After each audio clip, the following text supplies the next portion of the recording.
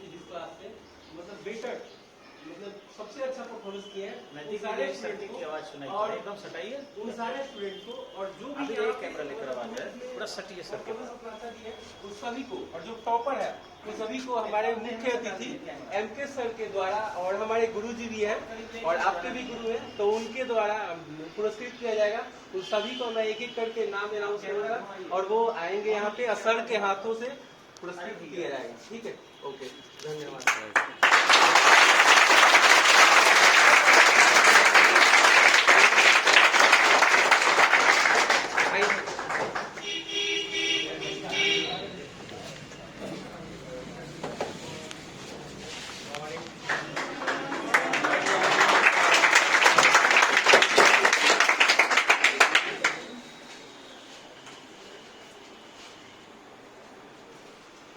जी sir, कैसे संचालन हुआ क्या है बताया जाए। सबसे पहले दो शब्द बोल सकते हैं। हाँ सर, देखिए, एक बहुत ही अच्छा एहसास हो रहा है कि हम लोग जब मैट्रिक और इंटर के परीक्षा दिए उस दौरान मैट्रिक में तो काफी कम अंक आया, लेकिन इंटरमीडिएट में जो अंक आए वह भी काफी अच्छे नहीं थे। 72-73% अंक तक ही हम लोग सीमित होकर रह गए। लेकिन आज बहुत खुशी होती है कि हमारे प्राइवेट क्षेत्र के जितने भी कोचिंग संस्थाएं हैं, हाँ कुछ जरूर फी के रूप में मजदूरी के रूप में कुछ पैसे आपसे लेते हैं, लेकिन जहां स्कूल की पढ़ाई पूरी तरह समाप्त हो चुकी है, कॉलेज की पढ़ाई है ही नहीं, वहां केवल वही लड़के जाते हैं। मैं यह आरोप नहीं लगा रहा हूं, बिल्कुल स्पष्ट बोल रहा हूं कि कॉलेज में वही बच्चे आजकल जा रहे हैं जिनको कॉलेज की राजनीति करनी है। वो आंदोलन करना, धरना करना, प्रदर्शन करना, अथवा प्रोफेसर को धमकी देकर कुछ कमीशन लेना, अथवा कुछ लड़कियों को पटाने के उद्देश्य से कॉलेज के गेट पर खड़ा रहना, बस एकमात्र उद्देश्य आज के विश्वविद्यालय की शिक्षा का रह गया है। छपरा जैसे, मैं कॉलेज पर आरोप नहीं, बिल्कुल सत्यता के साथ कह रहा हूं, वैसी स्थिति में प्राइवेट सेक्टर के जितने भी टीचर हैं, चाहे वो छपरा के कोचिंग वाले हों, चाहे देहात में कोचिंग वाले हों, वही शिक्षा के जो है एक नाव को लेकर और आपको इस पार से उस पार बढ़ा रहे हैं, यानी शिक्षा की पहचान बनाए हुए। हाँ, ये जरूर है कि कुछ अभिभावक को लगता है कि कोचिंग संस्थाएं माल बना रहे, पैसे कमा रहे हैं, लेकिन मैं स्वयं कोचिंग से हूं, बहुत से कोचिंग संस्थाओं को मैं जानता हूं जो अपना बहुमूल्य जिंदगी का समय इस बिहार के, इस छपरा के नवयुवकों को एक दिशा देने के लिए लगा रहे हैं। आश्चर्य करेंगे, मैंने जगदम कॉलेज के प्रोफेसर के तनख्वाह के बारे में पूछा, एक केवल फिजिक्स के डिपार्टमेंट का मैंने चर्चा किया तो वहां करीबन 21 लाख वेतन मंथली जाता है, जबकि वहां पढ़ाई महीने में 10 कक्षा का आयोजन भी नहीं होता। आज के समय में एक कोचिंग वाला को अपना खर्च काट के 21,000 की भी बचत नहीं है, फिर भी क्या जाड़ा, क्या गर्मी, क्या बरसात, छुट्टियों में भी, चाहे वो दिवाली हो, होली हो, दशहरा हो, अपने पापा मम्मी बीमार पड़े हो, खुद बीमार शिक्षक हो, इसके बावजूद भी बच्चों के भविष्य के लिए नियमित रूप से कक्षा का आयोजन कर रहा। तो समाज के लोग भी सहयोग कर रहे, इस बात को समझ रहे हैं। हमारे पेरेंट्स, हमारे भाई बंधु, ये सब लोग जान रहा है कि अगर हम अपने पल्ल्या को अर्थात अपने बच्चों को हम कोचिंग नहीं भेजेंगे तो शिक्षा समाप्त हो गई है और भी समाप्त हो जाएगी। हमें सबसे खुशी हुआ कि जब हम फेसबुक देखते हैं, व्हाट्सएप देखते हैं, इंस्टाग्राम देखते हैं, तो जितने भी लड़के हैं उन सब के अंक देखकर बहुत खुशी होती है कि वे सभी जो 75% से ऊपर अंक लाए हैं, 80% से ऊपर अंक लाए हैं, 90% से ऊपर अंक लाए हैं वो सब कोचिंग संस्थान के ही विद्यार्थी हैं। कहीं ना कहीं हमारे जो कोचिंग संस्थान वाले हैं वो बेहतरीन प्रदर्शन कर रहे हैं और उनके लिए राहुल सर के लिए मेरे तरफ से सैल्यूट भी है और थोड़ा ताली भी बजाते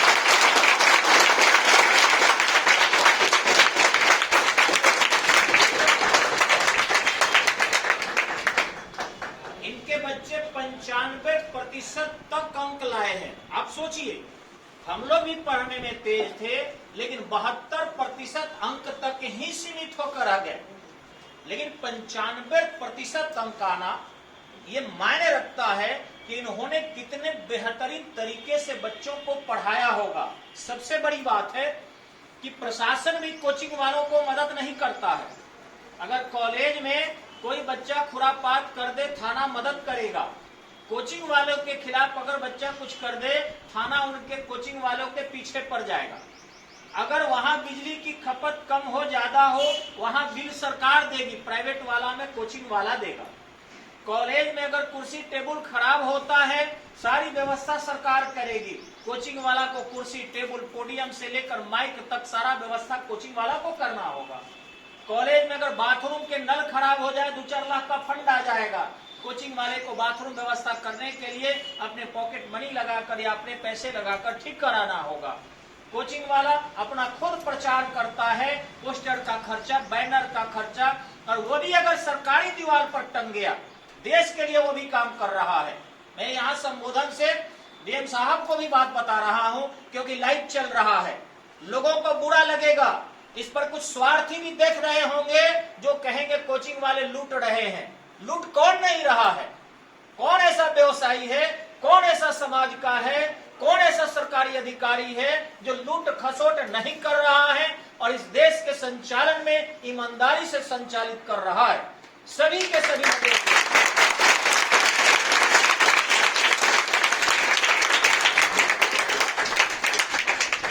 जो जहां है, चाहे हमारे चीफ मिनिस्टर हो, चाहे हमारे कमिश्नर साहब हो या शिक्षा मंत्री हो, सब लूटने में खसोटने में लगे हैं। अगर लूट खसोट नहीं होता तो 1947 में भारत आजाद हुआ था, आज 2022 है, आखिर बिहार इतना पिछड़ा क्यों है? शिक्षा में पूरे भारत में सबसे पिछड़ा हुआ बिहार है। इसका एकमात्र कारण है कि हमारे प्रशासनिक पदाधिकारी शिक्षा में पूरी तरह लापरवाह है। लूटने में नंबर 1 है लेकिन शिक्षा में लापरवाह है। आज कोचिंग वाले एक पोस्टर अगर सरकारी दीवार पर सट जाए, तुरंत नोटिस लेकर आ जाते हैं कि सरकारी दीवार पर क्यों सट गया पोस्टर आपका। बिजली के खंभे पर सट जाए, नोटिस आ जाती है क्यों सट गया। अगर कोचिंग के बाहर साइकिल लग जाता है, नगर पालिका नोटिस लेकर आ जाता है। वो भी साइकिल से दुश्मनी नहीं है, उसको दुश्मनी है कि कोचिंग वाला उसको कुछ पैसे दे दे जिससे नगर पालिका के लोग शांत हो जाए। तो इस तरीके से यानी वो पैसे के लिए करता है, डिस्टर्ब करता है, वो कॉलेज के पास नहीं जाएगा। या एक नेता जाएगा, चाहे छात्र नेता हो, चाहे आपका राजनेता हो, या फिर विधायक हो, संसद हो, किसी कॉलेज में पढ़ाई हो रहा है कि नहीं हो रहा है इसकी उनको चिंता नहीं है। लेकिन वही संस्था वाले अगर थोड़ी सी भी गलती कर देते हैं, पीछे पड़ जाते हैं। आज पूछने के लिए वो नहीं है कि जगदम कॉलेज में रेगुलर पढ़ाई होने के दौरान कितने बच्चे 95% लाए हैं, राजेंद्र कॉलेज के स्टूडेंट जो वहां पढ़ के कितने परसेंट 95% लाए हैं, या राम जयपाल कॉलेज हो, या बीटीटी कॉलेज हो, जगलाल चौधरी कॉलेज हो, शंकर दयाल सिंह हो। हम उन कॉलेज से पूछना चाहते हैं कि अगर बच्चे कोचिंग नहीं करते, क्या उनके बच्चे पास भी करते? क्या नहीं करते, ये मैं गारंटी देता हूं, क्योंकि उनके प्रोफेसर का तनख्वाह 2,35,000 है। मंथली, महीने में एक कक्षा का भी आयोजन नहीं करते और 2,35,000 उठा रहे हैं। कोई भी प्रोफेसर ऐसा नहीं है जो लाख रुपया से कम वेतन उठाता हो। आज कोचिंग वाले 10,000 से 20,000 रुपया बचाने में उनकी हालत खराब है। उतना तो चिमनी के भट्ठा पर जाने वाला बिना रिस्क लिए एक मजदूर है जो कोयला झोंक कर 15,000 रुपया महीना भाटा पर उठाता है, उसको कोई रिस्क नहीं है। बेलचा भी मालिक का होता है, कोयला भी मालिक का होता है, भाटा भी मालिक का होता है, रहने का आवास भी चिमनी मालिक का होता है। यहाँ कोचिंग वाला 30 से 35,000 जरूर कमाता है, लेकिन उसमें 25,000 पुनः कोचिंग में ही लगा देता है, मात्र 10,000 बचत होती है। यह इतनी कम बचत करने के बावजूद भी हमारे इस भविष्य के निर्माण करने में लगा है, जिसका साक्षात प्रमाण आपके सामने है। अतः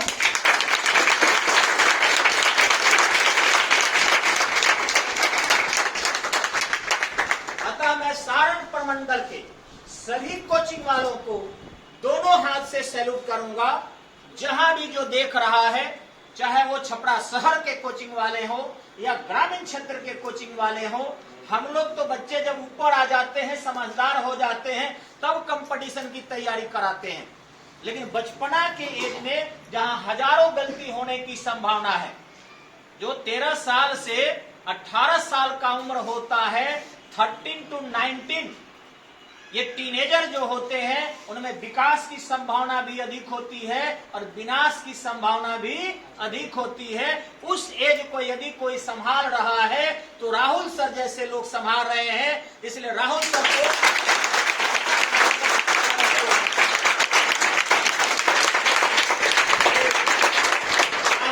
को बहुत बहुत बधाई, और साथ ही अन्य जितने भी सारण प्रमंडल के हमारी संस्थाएं हैं, जितने भी है, उन सबको सैल्यूट है, जो इन टीनेजर को संभाल कर एक दिशा दे रहे हैं और उनके सपनों को भी साकार कर रहे हैं। तो चलिए, इस कार्यक्रम को थोड़ा सा हम आगे बढ़ाने से पहले 2 शब्द राहुल सर से भी सुनना चाहेंगे। आप अन्य कोचिंग वाले को क्या कहना चाहते हैं और भविष्य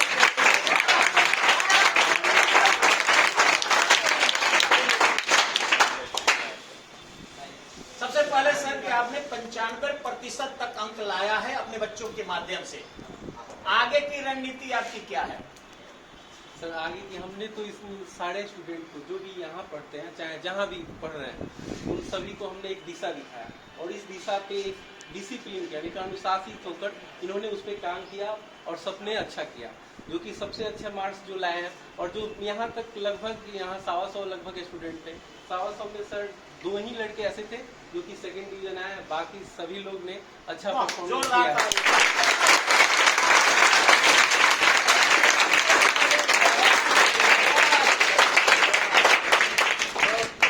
125 लड़कों में 123 लड़का फर्स्ट डिवीजन अगर किया है तो वो राहुल सर के संस्था से किए हैं। मात्र 2 लड़के ही 2nd डिवीजन लाए हैं। निश्चित रूप से सर काबिले तारीफ है, बधाई हो।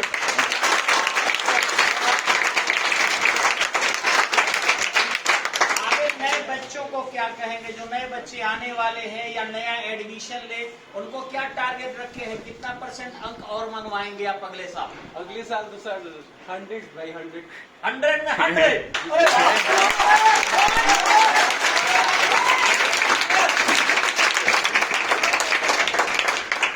सर मेरी कोशिश रहती है कि यहाँ ही नहीं, मतलब बाकी जगह दूसरे जगह भी बच्चे जाते हैं, तो जैसे मैं यहाँ पे गाइड करता हूँ, बाकी सभी टीचर सब अच्छे टीचर हैं, तो वो एक बच्चे उम्मीद लेके आते हैं हमारे पास कि हम इस संस्था से जुड़े हैं, तो सर एक ऐसा गाइडलाइन दें ताकि उस पर हम लोग खड़ा उतरे और सर उस चीज को पूरी तरह से पूरा करें। और सर का काम है कि उस बच्चे जो आते हैं जो उम्मीद लेके, वो हम लोग पूरी तरह से मेहनत करें बच्चों के लिए, ताकि बच्चा का आगे का भविष्य इंटर के बाद एक फर्स्ट पड़ाव होता है, वो सही से एक डायरेक्शन में जाए ताकि उसको सही दिशा मिल सके, उसका जो टारगेट है वो उसको अचीव हो जाए।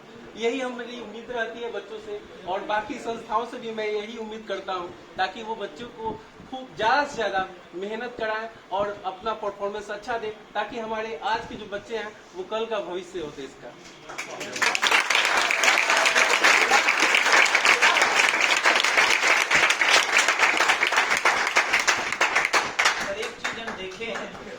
सभी कोचिंग माने गांव में भी जो कोचिंग खोलकर बच्चे रखे हैं ना, छोटे छोटे टीचर हैं लोग, वो भी अच्छा परफॉर्मेंस दे रहा है। और जो गार्जियन कुछ कड़ा टाइप के हैं कि मैं अपने बच्चों को कोचिंग नहीं भेजूंगा, उनके बच्चे पलट गए हैं, फेल भी किए हैं। और सेकेंड डिवीजन तो वो सबके सब लगभग आए हैं जो कोचिंग नहीं गए। यानी कोचिंग की लोग बुराई करता है, लेकिन अफसोस जो अस्पताल की दवाई और कॉलेज के पढ़ाई से न रोगी ठीक होई और न लड़का पढ़ी।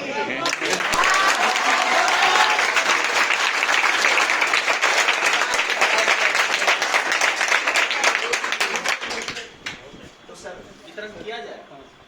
चलिए, तो आप लोगों के सामने सर के बच्चे कुछ अच्छे अंक लाए हैं, उन लोगों को पुरस्कार वितरण की व्यवस्था किया गया है। सबसे पहले हमारे गुरुजी और इनके सर के द्वारा सबसे पहले बच्चियों से स्टार्ट करते हैं।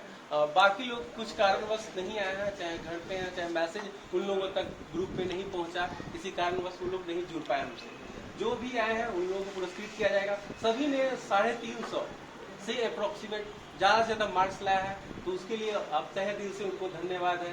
और जो 95 या 90% लाए हैं, 90 एबव मार्क्स लाए हैं, उनको भी धन्यवाद है। और सभी को मैं आशा करता हूँ इसके बाद, जैसे 12th के बाद आप एक ऐसे पड़ाव में हो, इसके बाद एक आपका एम टारगेट होता है जो कि आपको अचीव करना है। तो एमके सर हमारे हैं जो आपको आगे की रणनीति बताएंगे कि 12th के बाद। मैं सर का एक वीडियो देखा था कि 12th के बाद क्या करें। बहुत सारे बच्चे हैं ना कि इधर डायरेक्शन में या किसी अन्य डायरेक्शन में चले जाते हैं। कोई कंप्यूटर करने लगता है, कोई बीए करने लगता है, कोई बीएससी करने लगता है। तो थोड़ा सा वहाँ पे वो क्या करता है, 3 साल या 4 साल उसमें लग जाता है। हमारा तो जेपी यूनिवर्सिटी है जो 5 साल ले रहा है एक ग्रेजुएशन करने में। तो मैं चाहूंगा कि सर पहले उस चीज को बता दें 12th के बाद बच्चे क्या करें, ताकि उनका जो डायरेक्शन है वो सही दिशा में जाए और वो अपने लक्ष्य को प्राप्त कर सके।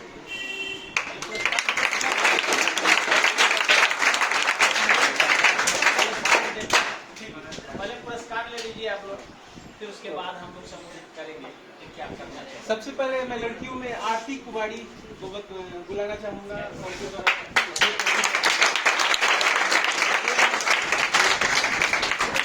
350 प्लस नंबर लाया है। फिजिक्स में इनका 75 है। तो इसको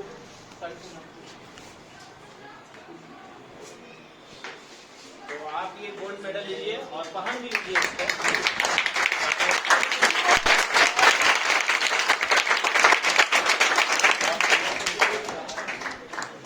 और फिर सरस्वती कुमारी,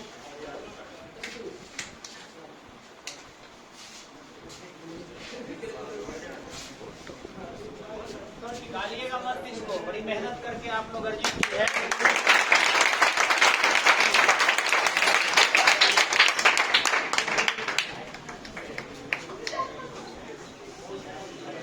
नंदिनी कुमारी, इन सभी बच्चियों ने 350 प्लस नंबर लाया है।